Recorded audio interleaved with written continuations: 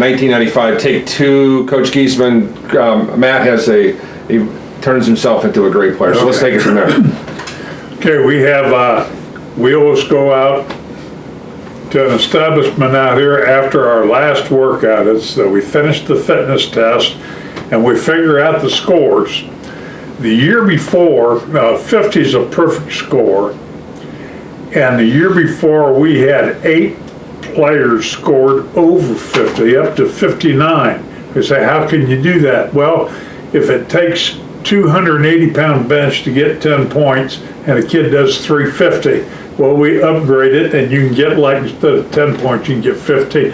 So we had kids of 59, 58, 57. We had 8 or 9 kids over the perfect score because they're above and beyond. So we go out for 95. We do not have one player even reach 50. We got like 48, 46. I mean, there's a pall over the group. We're depressed. They said, oh man, what are we going to do? Well, what we found out later, which we didn't have any idea about until after the season, we had a lot of 2 and 3 sport athletes that are playing all year round and didn't get the weight room time that the other classes did, because in every other class we had a lot of people just concentrated on football. These kids are all played year round, and we didn't have a fitness class at the time for athletes, so if they weren't in the regular fitness class, a lot of them didn't get a chance to lift. And that's the way I was happy with. I always told the other sport coaches that I will not ever bother a kid in your sport. If we had kids that played basketball, they played during the basketball season, they played basketball, and I wasn't talking to them or about that. I mean, that's just, I just thought that was what I expected in the fall, and I thought every other coach should expect that too. So I was happy with that, and so that was, I think, one of the reasons. These kids really like to compete, and they didn't get a chance to work out like they probably wanted to. And so anyway, we don't have high hopes, and we're just hoping to be competitive. Oh, and this is a year we only got like 2 starters coming back out of 22. One of them was Matt. He started like 4 or 5 games. Then I had Nate Moret that started about 4 or 5, and everybody else was basically new. I had Boynton and Clausen were in the wide receiver rotation, but they were not the starter. And so not only are we weak, we're inexperienced. But what do we have going for us? Then we play St. Joe in the Jamboree down in Mishawaka. This is back, they have scrimmages now, but we used to have a Jamboree, which is kind of exciting. 6 teams, Marion St. Joe, Penn Mishawaka, Central Memorial. Game uniforms, play 2 quarters under the lights at Steel Field, sell out. It was great. And we're playing St. Joe, and Matt is missing wide receivers everywhere. He's missing receivers, not reading them right. And we don't score anything, they don't score. It's we have to make a goal line stand to keep them out, so it's 0-0. And I mean, we looked horrible. And I told Frank Amato, I said, excuse me, I'm sorry about the pillow fight. And he said, these are probably 2 worst teams in the state of Indiana, and we're shaking our head. We're both horrible. So both undefeated state champs down there. But I mean, at the time, he was like depressed too. And so that night, and we don't play good at all. Matt has a horrible game, and it about broke my heart because I knew how hard he'd worked to be the quarterback. And we had a party at our house after Jamboree, and I was talking to other coaches, and I said, hey, if Matt starts out against Mishawaka like he did in the Jamboree, I said, I'm making a switch to Bayline. And they didn't want to. They said, no, Matt'll be fine, because he had a pretty good summer and everything. So had to wait and see. And anyway, I told Matt what the deal was, and he's heartbroken, but he understood. And so he has to share snaps with Bayline the whole week, which senior quarterback, that's kind of something you don't want to do, but they're sharing snaps equally. So first time we get the ball down, and Mishawaka was good. They lost 2 games to us. They lost the opener, and they lost to us in the tournament. I mean, that's the only 2 they lost. They were good. And we get the ball, go right down the field. Matt's 2 for 2 passing, and he throws Billy Seymour, who moved in from over in Illinois, St. Charles, Illinois. And he was pretty good. And he ended up full ride at Michigan, starting 3 years. But he caught a touchdown pass, so Matt's 3 for 3 with a touchdown. And I could just see his confidence soar sky high. And the rest of the is history. He had a great year. Never had had a couple bad plays throughout, but not many, mostly good plays. And just, I mean, never in danger of losing his job again after that. And the interesting thing, Billy Seymour, his dad had moved in the year before working with a company, and he wanted Bill to finish his sophomore year at this school and everything. But his dad came in and he said, I got a son that's going to be pretty good in football, I think. And I'm going to move him over. He's going to finish out the year over there, and then I'll bring him over next summer. So, okay, and we've heard this a lot. So anyway, we get a phone call in summer. Said, Coach, this is a big Bill Seymour, the dad. He said, I got my son here. I'd like you to meet him. So I go over here. God, this guy looks like a Greek god. He looks like West Point cadet junior year, maybe. I mean, he's only going to be. I said, Corey, you got to get in here right now. We need this guy. And so we come down, and we're talking to him, and a very polite, geez. And I said, Bill, I said, I'm just telling you. I says, you'll be able to start here. I said, you will be able to start. He said, you don't even know what position to play. I said, doesn't make any difference. I said, what'd you play over there? He said, quarterback. I said, oh. He said, do you have a quarterback? I said, well, my son. He says, well, I better find another position. He says, I almost want to play defensive end. Can I give that a try? Corey goes, great. Yes. And well, it worked out great for everybody. Billy Seymour plays on 2 state championship teams, gets a full ride to Michigan, spends a couple years on the Packer taxi squad. So, I mean, it worked out well for everybody. And what a great kid he was. And he was also our punter. So that worked out good. But anyway. The regional game against Portage. We have to talk about the regional game against Portage. This is one of the classic games, classic weekends, I should say, of all time, right?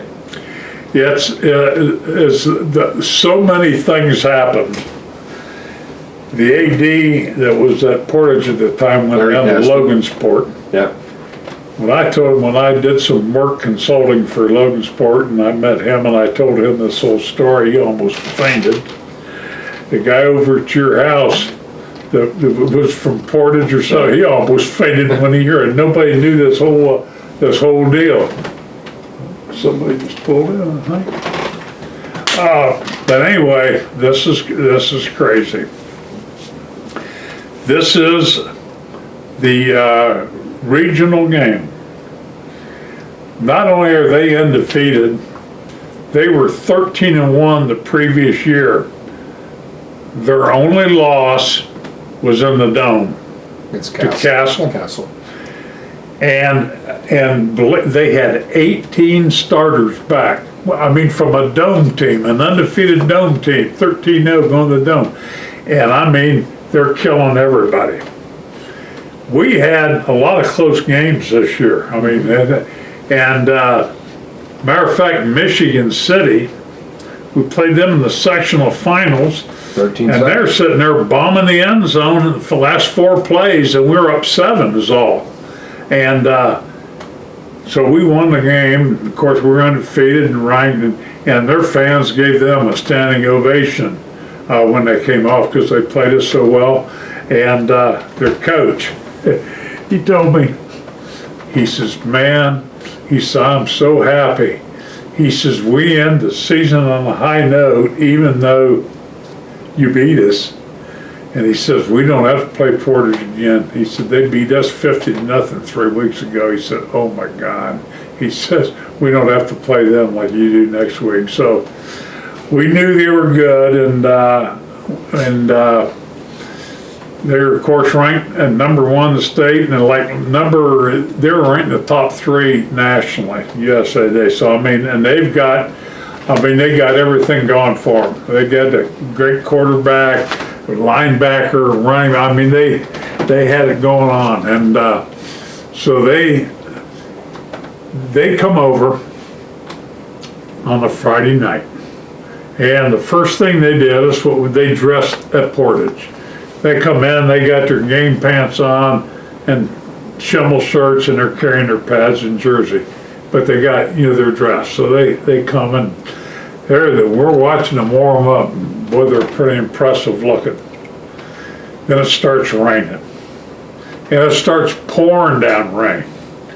And Matt comes up and said, Dad, I can't even get a snap. I don't know what's going to happen. Well, Donnie and Corey are standing there, and they hear that. He said, Matt can't get a snap. I'll bet that other quarterback can't either.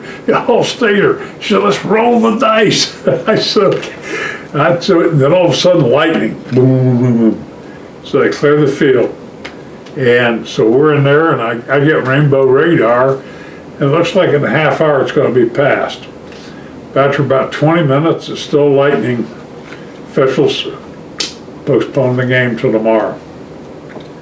And our defensive coach is heartbroken. Oh, they wanted to play in that rainstorm, So we got a chance in the rain. So the game's postponed till tomorrow. First thing that happened, Buzzy comes over, says, could I ask you a favor? I said, yeah. He says, we're soaking wet and we got to get on the bus and go back. He said, could we wear our home jerseys tomorrow and you wear your visitors?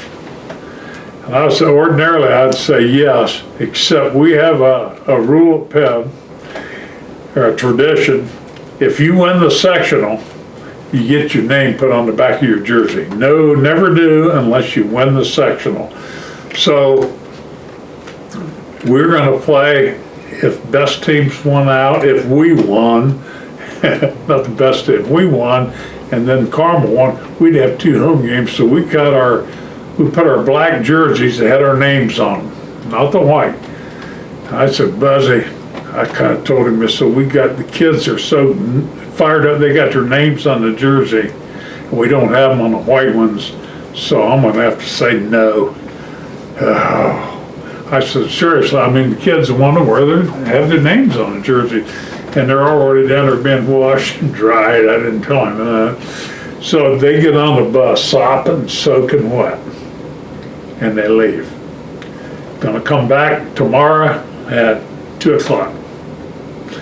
Well, in the meantime, the temperature drops like 40 degrees. Now it's snowing. And I look out and there's like 6 inches of snow. I go, what? And the phone rings, Buzzy. He says, hey, we're going to have to move that game to Monday night. What are you talking about? He says, we can't get out of town. He said, the roads, we can't get out. We can't get over there. I said, you're kidding. No. So I slammed the phone down. I called the State Highway Patrol. I talked to the guy there, road condition. I told him what happened. He says, we're keeping a road open to the toll road for Portage High School for the game. That they can get to the toll road, they can get to Penn. I called the commissioner. I said, hey, I told him what happened. And I said, I call it, they can get here. That's not, so he said, they will be here. They will be there. So he calls up and says, you will go to Penn. Well, Buzzy calls back. He said, I guess we can get out of town, but guess what? He says, our kids were in, I sent them all home, told them the game was gonna be Monday. He said, I don't know what to do. I said, well, you better start calling them and get them in. So they now come over. Now they're coming back over. And our field, all white. I walk out and I step on it and you sink in up to your knees. You go in about 6 inches of mud, but oh, it's horrible. It's the worst field conditions I've ever seen. Covered with snow, but still muddy underneath. I said, oh my God. So I go in and I says, we're gonna practice, we're gonna do everything indoors. We're not going out until kickoff. We're not gonna be like that. And that's when we're redoing the new school. And we only got one gym that's available. The other two are being worked on, there's stuff in there. So we're gonna go warm up in the gym. Buzzy comes and knocks, can I ask you a favor? Yeah. He says, do you have a gym that we can warm up in? I said, oh shit. I said, you ain't gonna believe this. No. We don't. And we did. And I went down and showed him the two other gyms just had all kinds of, sawhorses and stuff. We don't. So they go out on the field. They come in, they're covered with mud and wet and everything. I mean, we're going to be that way soon, but we're not that way right now. So here we're coming out of for the kickoff. We're all nice uniforms, and they're all muddy and soaking wet already. And so we start out. It's a heck of a game, and a few things happen on the way. Number one, nobody could move the ball, and they punt, and the ball disappears.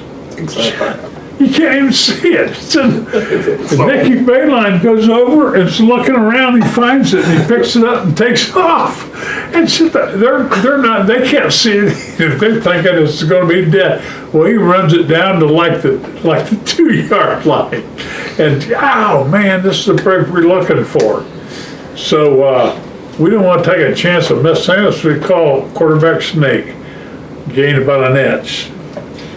Gain a foot. Gain third down. I think we're in. No, we're not. This far. Fourth now and 1. So I call timeout, and I go out and I tell the team. I said, "Here's what we're going to do." Who in the heck's car is that? Oh, is that JP's? Oh, I thought you guys came together. I thought, Christ, somebody's stalking us here. But so somebody from Porter's been hearing it, finally figures enough's enough. So I go out and I say, here's what we do. I said, we're going to run a quarterback sneak again. I said, when it's over, Mike Arnold, Jamal, he said, I want you guys to come scream and signal touchdown. I want you two guys to start high-fiving and everything. Okay? So come up, boom, run the ball, and I don't know if we gained an inch or a yard. I don't know what we got. It looks like a big scrum. The whistle blows.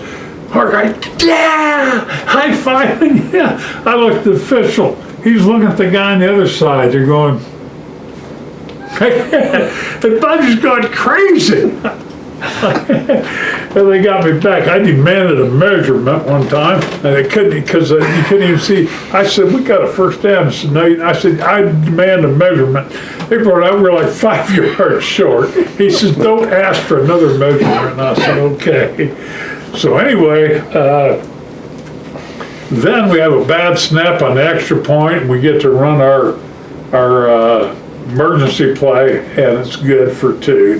The holder throws it to Matt Heropoulos, kid that moved in from Martinsville. He catches it. So hot dang, we're up 8-0. Well, they score right before halftime. They go for 2, and they make it 8-8 halftime. I'm so damn mad that our defense let them come down. I'm going in. And I run to Johnny Barron from Plymouth in the parking lot. He's up watching the game.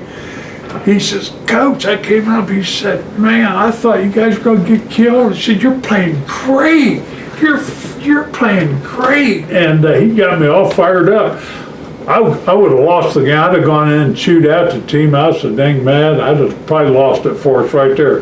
Ran into Johnny Barron. I told him that down at the All-Star. I said, man, you got me fired up talking about how good we were playing. So we go on in, and Notre Dame season's over, and Rosie comes out to the game, and Scotty Dreisbach just had surgery on his wrist, and he's home.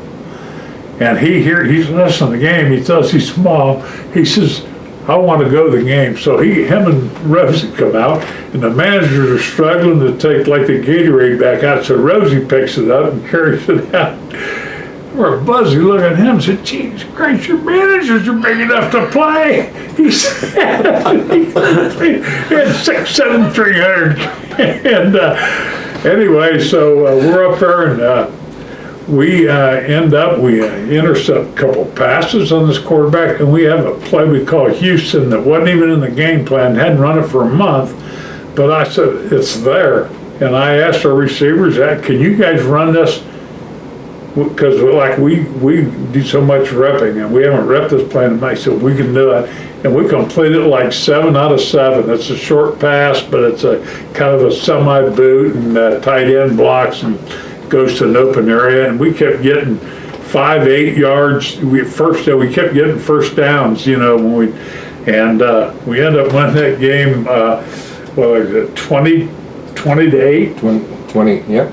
21-8. 21-8, and I'll tell you, man, it was just crazy, all that stuff. And it's the only game that we've ever had. Okay, Friday night is a sellout. Well, Saturday, to start the game, it wasn't. First of all, the weather's horrible, and a lot of the Portage people can't get back over. Right. So stands are like half full to start. When we're still on at halftime, we come out, you see people driving in. We had a sellout. We had full stands at halftime. People are listening on the radio, couldn't believe we're still in it. And so they're coming out from everywhere, and we ended up with a full house. And it was great, and something I don't want. Can you turn that off? I'll tell Paul another story.